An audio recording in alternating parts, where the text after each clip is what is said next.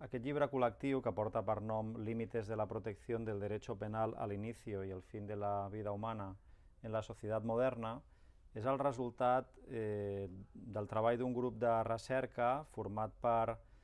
professorat alemany i professorat hispanoparlant d'Espanya i d'altres països, que es va reunir després de mesos de feina a Munic l'any 2022 per fer un seminari sobre diversos temes relacionats amb el títol que us acabo d'esmentar.